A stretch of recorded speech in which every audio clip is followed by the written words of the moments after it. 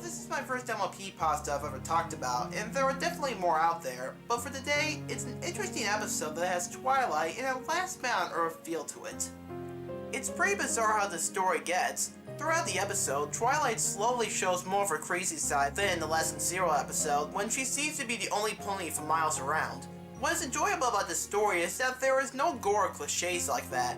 No murders, no screamers, just a typical unnerving story. It's just unsettling to see Twilight talk to nobody and for her to drift closer into her own madness. The story is also well detailed, talking about the show as a whole, and was pretty creepy in how the story was executed. Overall, this was a really dumb last episode pasta, and this is definitely one of the better MLP pastas that it doesn't have blood and gore. Oh no, you'll get your time soon. You'll get your turn.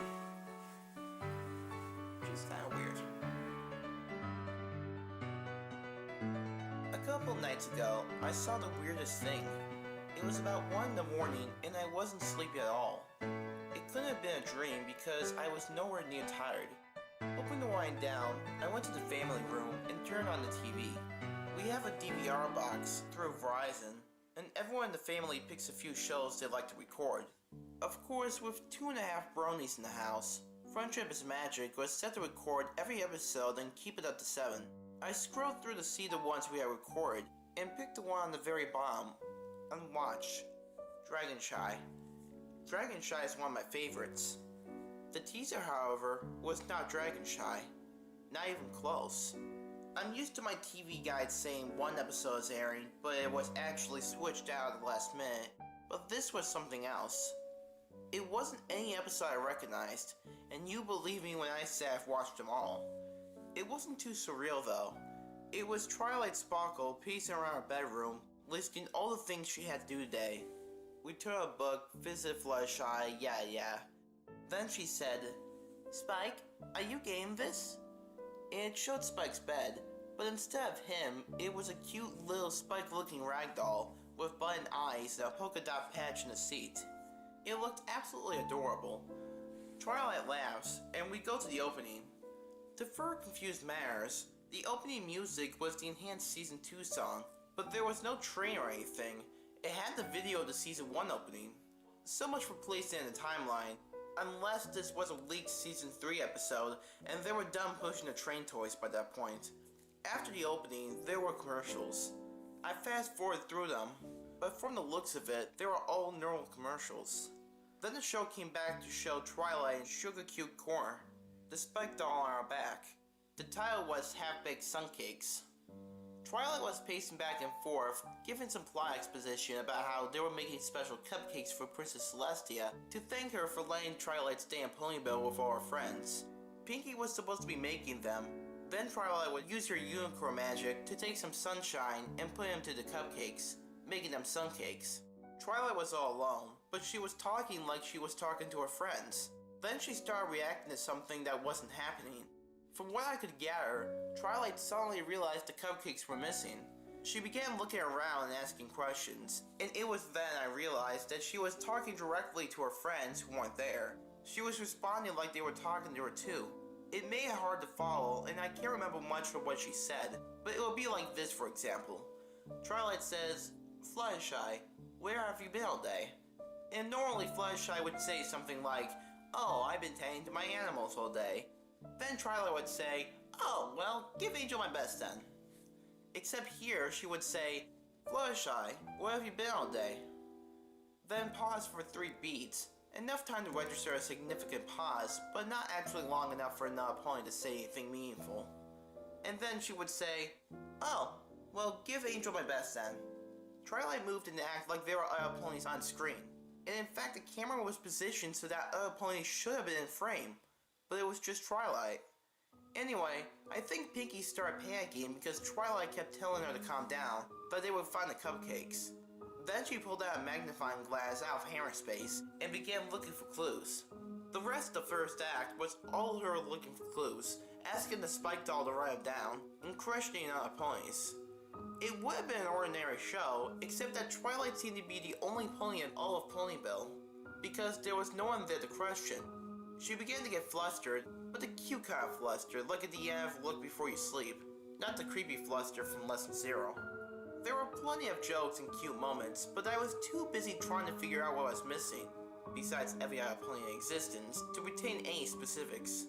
It was time to go to Canterlot, even though the cage was still missing. Twilight looked nervous. She was afraid of what Celestia would say if Twilight arrived empty-handed after promising a surprise. After the commercial, she was already in Canterlot, and Canterlot was abandoned too. She walked up to the castle and around the palace grounds, stopping to introduce her friends to old guards and palace workers she used to know. Again, Twilight was the only pony. Then when she got to the throne room, her ears drooped, her tail hung.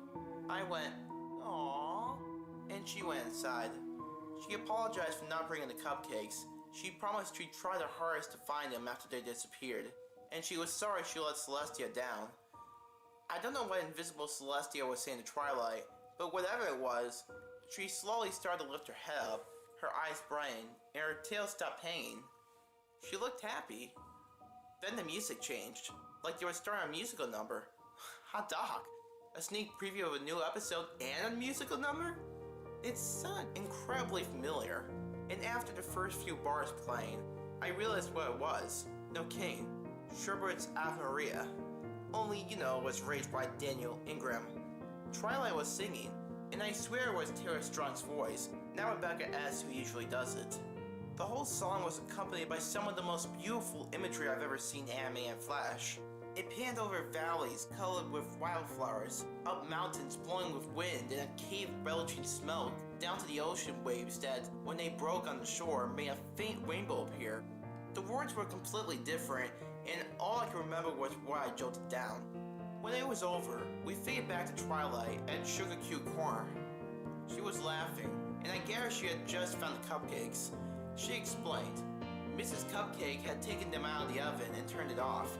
Then Mr. Cake, flustered with all the work and the new twins, thought they needed to go in, so they'd been sitting in the oven this whole time. Twilight laughed, saying it was a good thing the oven wasn't hot. It looked like a gas range, and she flickered the switch on the stove. It didn't light, but she acted like it did. Then came the letter. Dear Princess Celestia, something something, good friends help you. Because when more people help you, everyone's share of the work adds up to less and then it would have been alone. And a good friend understands when things don't always go the way you expected.